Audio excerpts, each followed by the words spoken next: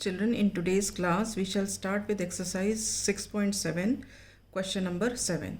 ठीक है, I am reading out the question. The question is, the three tankers contain 403 liters, 434 liters and 465 liters of diesel respectively. Find the maximum capacity of the container that can measure the diesel of the three containers exact number of times. ठीक है, तो इस question का बेटा क्या मतलब है कि तीन टैंकर हैं, एक में 403 लीटर्स है, एक में 434 लीटर्स है और एक में 465 लीटर्स है डीजल.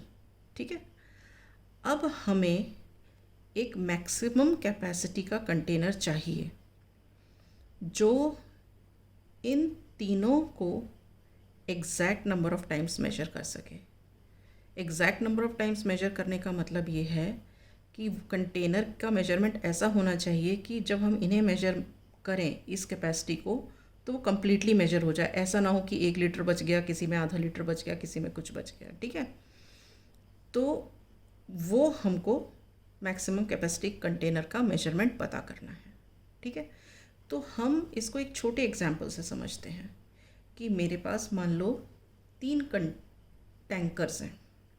ठीक है, एक की कैपेसिटी 4 लीटर्स है, एक की कैपेसिटी 6 लीटर्स है और एक की कैपेसिटी 8 लीटर्स है. ठीक है, तो अगर मैंने एक कंटेनर 1 लीटर का लिया, ठीक है, 1 लीटर का लिया, तो मैं 4 लीटर कितनी बार में मेजर कर लूँगी? 4 बार में कर लूँगी. और अगर मैंने 2 लीटर्स का लिया तो मैं 4 लीटर कितनी बार में मेजर कर लूँगी? 2 बार में. 2 लीटर प्लस 2 लीटर. और अगर मैंने कंटेनर 4 लीटर्स का लिया तो ये मैं 4 लीटर कैपेसिटी के कितनी देर में मेजर कितनी बार में कर लूँगी? 1 बार में कर लूँगी. ठीक है, अब आ जाते हैं हम 6 लीटर पे. अगर मेरे पास 1 लीटर का कंटेनर है तो मैं 6 लीटर्स 6 बार में मेजर कर सकती हूँ. अगर मेरे पास 2 लीटर का कंटेनर है तो ये 6 लीटर्स मैं 3 बार में कर सकती हूँ. 2 litre plus 2 litre plus 2 litre.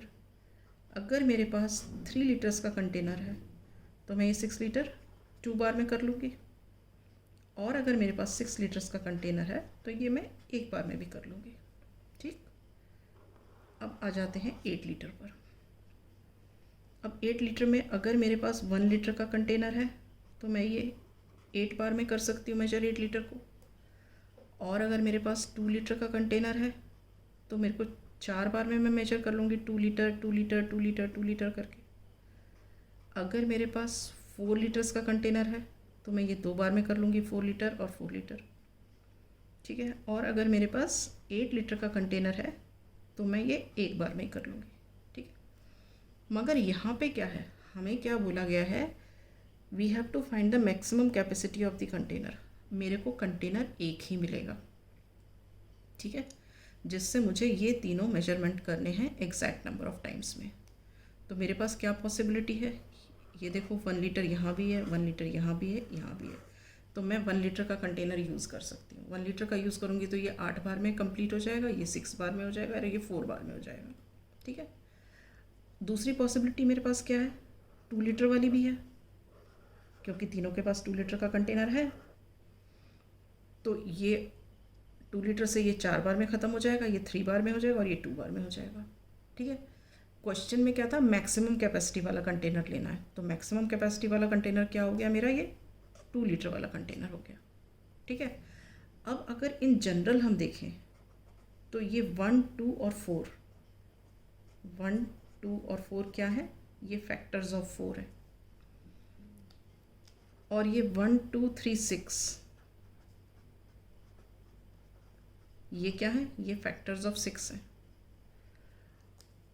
और ये जो है 1, 2, 4, 8 ये क्या है, ये फैक्टर्स ऑफ 8 है.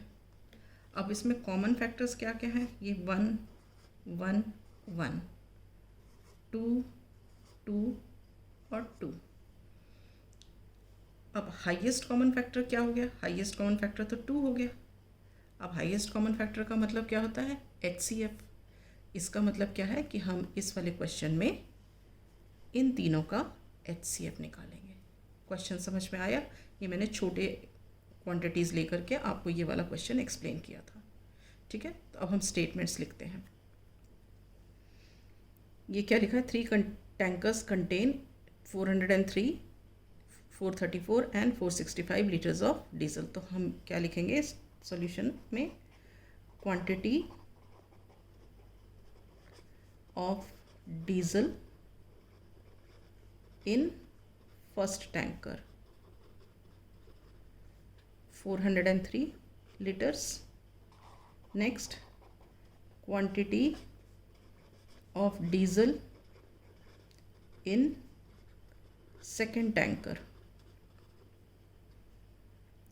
is 434 liters. Quantity of diesel in third tanker,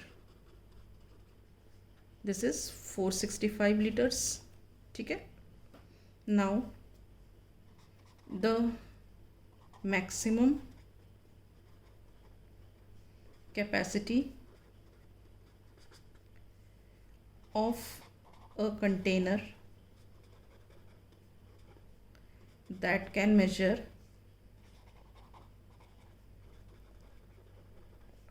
the diesel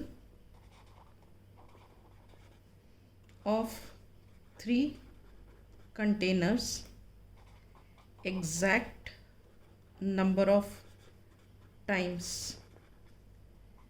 is the HCF of 403, 434 and 465.